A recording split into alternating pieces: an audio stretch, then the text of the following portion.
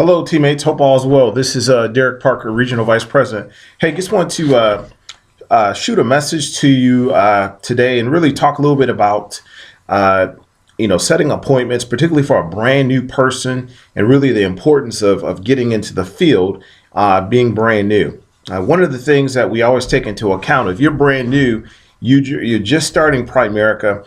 One of the biggest things is understanding the importance of getting on appointments. So I'm going to talk a little bit about the importance of getting on appointments. I'm going to talk to you a little bit about why you want to get on appointments. And then thirdly, I want to talk to you a little bit about why you want to get your bonus before you officially become licensed and productive into this business. So the important thing is getting on appointments is really the nutshell of our business. If you're just brand new, you're getting started, there's so many different targets. Sometimes people are concerned about, like, how do I get licensed? How do we help families?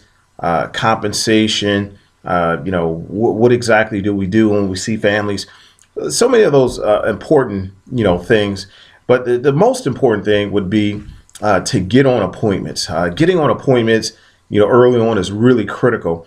We always want to get you on 10 to 15 training appointments, but before you get your license. So you want to make sure that you're getting on appointments right away. Why? Well, second reason of why is because what your trainer is going to be teaching you really will not become transferable if you just go on one or two appointments.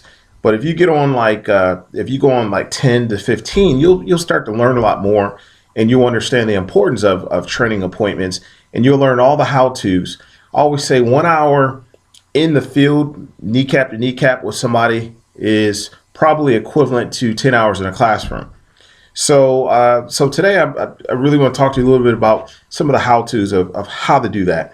Okay, because the tendency sometimes for someone who's brand new is to think that you can call up your friends and say, hey, look, listen, I'm getting involved in a business. What are you going to be doing? Well, I'm selling life insurance. I'm selling investments. I'm selling, debt products.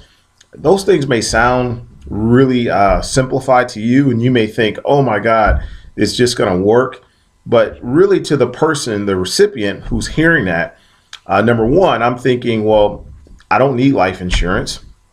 Number two, I wouldn't want to purchase life insurance. I know you as my friend. So if I'm a manager of, say, Starbucks, and I'm getting involved in this business, well, the thought would be, well, you're a manager, Derek, of Starbucks. How do you know all of a sudden about money and finance? And how are you going to teach me all those things? So it's not that. So the important thing is you don't want to convey all those things, although they may sound, kind of, cool or simple to you. The important thing is you want to follow some of the scripts that we've really simplified, and anything and everything that you're about to do right now has already been done by a licensed person in this business. We just need you to follow the process, follow the protocol as far as like how to go about doing that. So, for example, if I'm brand new, I'm going to devise what is called a top 25 name list. And right by now, hopefully, if you're looking at this, you should have a top 25, or you may have a top 50 name list. Sometimes people say, well, who's on that list? Well, anyone who knows you and you know them, not know them well, but just know them in general, that person's name should be on that list. Why? Well, because you know that person. You have a point of reference. You have basically, some skin in the game with that person. There's some credibility. So there's really encompasses three different what I call list, or three topics. You should have a hot market. So your hot market should be the ones that you should go see first. For example, you should have like your mother, your father, your sister, brother, maybe an immediate relative, your BFF, maybe a prayer partner or somebody that you're really close. That's your hot list. That's going to be the one, if you have credibility and they like you, of course, they'll want to see you. Okay. The second type of on that person on that list will maybe be what we call warm market. Maybe they're not as hot, but they're warm. So meaning maybe I have a cousin that maybe I speak to my cousin only at cookouts, or or maybe there's a friend, former coworker. We talk every so often. Okay. I know them. They know me. I can call them and we can chit chat and we'll pick up kind of like old times. Okay. But they're not as hot where I don't go over their house regularly. I don't see them regularly or talk regularly, but they're warm. Okay. So warm, hot and warm is still great. Okay. So you want to see hot. You also want to see warm. And then thirdly would be cold. Cold people, oftentimes I say cold is someone who you don't know. And I don't recommend cold because there's too much abuse.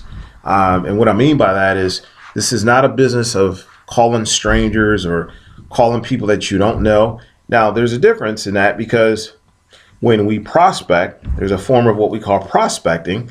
That may entail you're out and about somewhere, new. Maybe you're at a restaurant and you may strike up a conversation, and who knows, you may get a name and a number from somebody who may wants to, know more about your business. Okay, that's cold. It's totally different. That's prospecting. But randomly calling cold people strangers, we don't do that. We don't even teach that in this business. So there's no door knocking, cold calling, things like that. So I'm going to talk about today really how to address your hot market and your warm market. Okay, so your hot market, once we start with that top 25, that top 50 name list, we're gonna basically kind of profile everybody. So meaning we're gonna evaluate each person, and we're gonna kind of like cherry pick the ones that are maybe that you've seen recently, you've talked to recently. So of course, mom, dad, sister, brother, those would be the ones that immediately on your hot market. So if I'm calling my hot market, okay, when I call for example, my brother, my hot market is really, it's really unscripted per se, meaning I have a script here that I'll show you, okay, but I'll be honest with you, I don't use this script. I don't use that script with a hot market. Okay. So case in point, if I'm calling up my brother, now he's my brother. So I call up my brother, or it may be, you may be calling your kids. You may have adult kids. You may call them, or maybe an uncle or whatever. So if I call my brother, I would say, hey, Carl, how you doing? Small talk. This is Derek. Hey, what are you doing tomorrow? And he may say, hey, nothing. What's going on? And I'll say, well, hey, look, I want to come by. And matter of fact, I have somebody I want you to meet. And I want to, show you what I'm going to be doing. And he may say, what's this all about? Because he's my brother, I can say, hey, don't worry about it too much for me to get into. Just make sure you're there at 8 o'clock. And I look forward to seeing you then. Now, he's my brother. Now, of course, I can talk to him that way.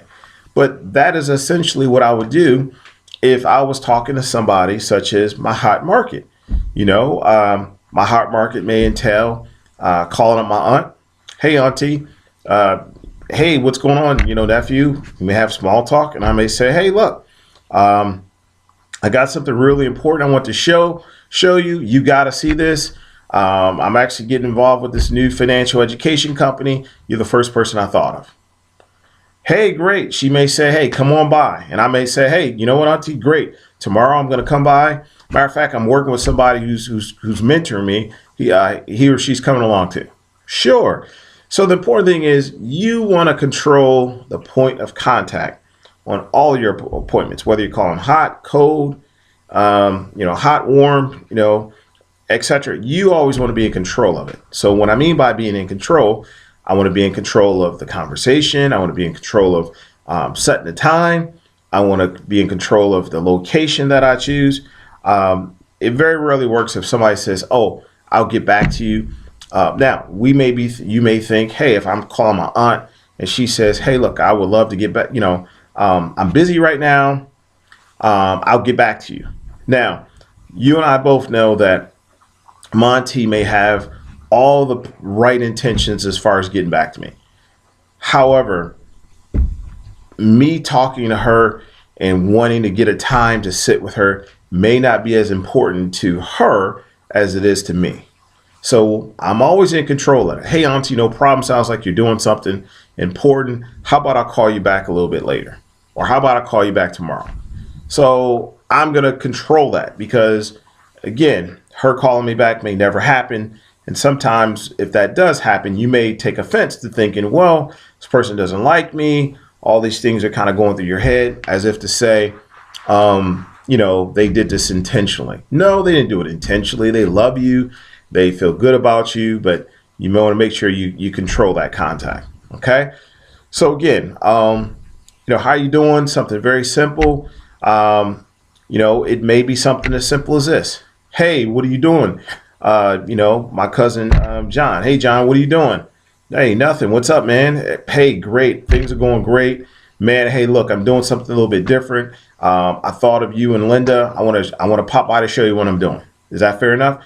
Yes. Okay, great. I'll come by tomorrow, 6 o'clock. Matter of fact, I'm bringing somebody. It's very important to me. Make sure you're home. That's my cousin. Again, hot market. I could talk to him that way. Now, let's talk a little bit about warm market. Okay, so hot is a little bit different. The verbiage, as you witnessed a minute ago, is a little bit different.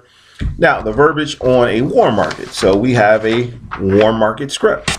So warm market script may entail what I just showed you a minute ago. So warm. That would entail maybe a cousin, maybe some former coworker, maybe I haven't talked to him in a while. So let's just say I'm calling Jeffrey. So, hey, Jeffrey, how you doing? This is Derek Parker. Hey, Derek, how you doing? We're going to catch up. I'm going to talk to him for about maybe 30 seconds or a minute. Again, I'm in control of the conversation, but again, I want to talk to him, kind of maybe see what's going on in his life. Maybe some things have changed, some job things, maybe something may be pressing, what have you. Again, I'm going to kind of, small talk, because if I just jump right into this and I hadn't heard from him in, say, 2 months, he may think I'm some kind of weirdo, right? So I'm going to, basically just kind of, go with the flow of the conversation. And then I'll say, hey, Jeffrey, by the way, hey, man, I'm pretty excited. I don't think I mentioned to you before. I need a favor. I just started working part-time with a financial education company. And in the next 7 days, I just got trained. I got licensed. And I need to sit with you and, Barbara, just so I can understand the process. I have an associate who's training me. There's nothing to buy. Can you help me, Jeffrey? And he's going to say, sure. Do I have to buy anything? No, you don't have to buy anything. I just want you to, listen to what I have to say. I'm really trying to understand it a little bit better. I'm trying to get, better equipped. Nothing to buy. Can you help me? And then, again, I'm going to control the point of contact. So, Jeffrey, I have Monday or Wednesday available. Which day will work better for you? He may say Monday. And I'll say, okay, great. I know Jeffrey works a job, a job, right? So most people get off jobs 5 o'clock, 5:30, maybe 4:30. So I'll say, hey, 6 o'clock be good for me, or would 7:30 be better? Jeffrey's going to give me a time, okay? Once Jeffrey gives me that time, I'm going to thank him. Jeffrey, you are an awesome guy, man. I knew I could count on you. Thanks so much, buddy. Hey, listen, could you do me a favor? This is very important to me. Please don't reschedule. Let Linda know that Derek's going to come by. I don't want to look silly. Okay.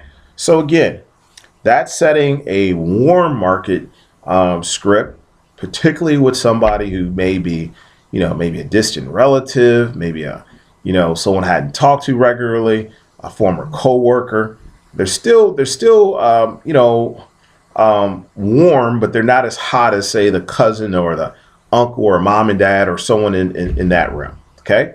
Now, the thing is with this, as we do with all scripts, I always tell people I'm not interested, or we're not interested in really trying to become impressed with how well you know the verbiage. Okay. We're not trying to be impressed by, oh, you don't have to look at it. And you've kind of you're trying to get it, down from memory. No, you want to learn it by reading it. Okay. You want to read the script. You don't want to edify or, edit and put your words or your verbiage in it. Yeah. Of course, everyone has a different spin on personality, but you want to read it. So I'm reading this script. Okay. It's paraphrased. As you can see here, there's bullet points. It's paraphrased. Okay. It's not verbatim, but it's paraphrased. But so I'm going to read each of those points.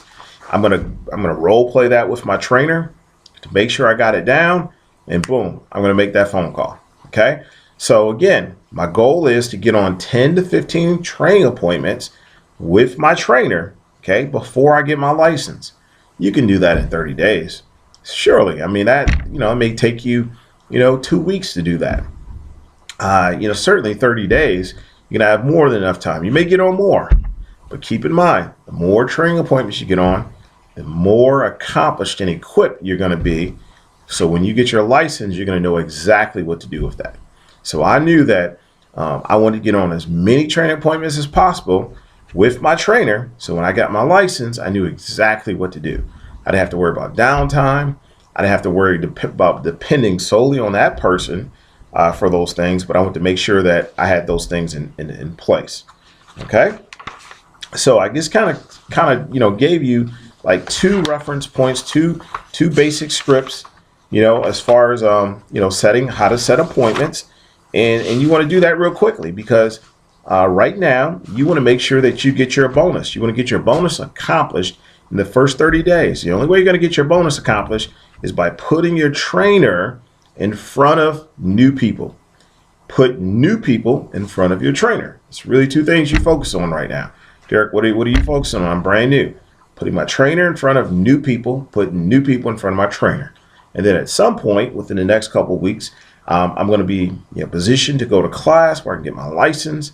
But I'm going to go to go to class, get my license, and still conduct field training appointments because I want to get this down. So again, when I get my license, I know exactly what to do.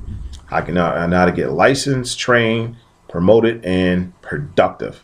So that's really, really critical. So again, just in summary, don't want to lean to your own understanding. You want to make sure that if you're setting a training appointment and you've kind of role played it, you know exactly what to say, how to go about saying it. You're controlling the point of contact. You're setting an appointment. Once you set the appointment, you want to make sure you converse with your trainer, okay, your field trainer, and outline exactly what you have set up. So my field trainer, I knew, was training probably 6 or 7 other people.